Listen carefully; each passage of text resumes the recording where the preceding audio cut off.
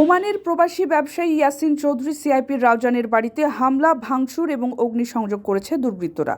সোমবার সকালে রাউজান উপজেলার চিকদাইর ইউনিয়নের দক্ষিণ সর্তা গ্রামে এই ঘটনা ঘটে। প্রত্যক্ষদর্শীদের ভাষ্যমতে দুর্বৃত্তের দলে ৪০ থেকে ৫০ জন ব্যক্তি ছিলেন। আনুমানিক কয়জন এগুলো? আনুমানিক কয়জন? ৪০-৫০ জন।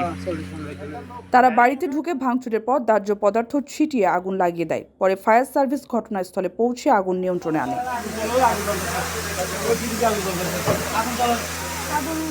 প্রবাসী ইয়াসিন চৌধুরী জানান, অগ্নিসংযোগের সময় কেয়ারটেকার ছাড়া বাড়িতে আর কেউ ছিলেন না। তবে এই ঘটনার পর তিনি এবং অন্যান্য প্রবাসীরা বাড়িঘরের নিরাপত্তা নিয়ে চরম অনিশ্চয়তার মধ্যে রয়েছেন।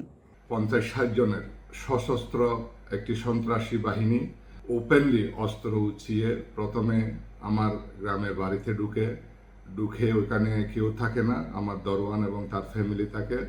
আমাদের 2টা বিল্লা, আমাদের সব ভাইদের একটা ডুপ্লেক্স বিল্লা, আমার চাচাতো ভাইয়ের একটা ডুপ্লেক্স বিল্লা, তারাও প্রবাসে থাকে।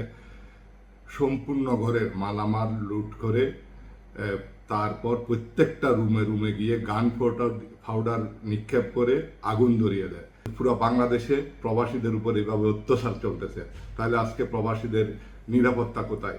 আমরা সরকারের কাছে বিনীতভাবে অনুরোধ জানাচ্ছি, অবিলম্বে এইসব সন্ত্রাসীদেরকে চিহ্নিত করে তাদেরকে অবিলম্বে আইনের আওতায় আনা হোক। অন্যথায় আমরা প্রবাসীরা আমাদের দেওয়ালে যদি পিঠ থেকে যায়, আমরা আন্দোলনে বাধ্য হব।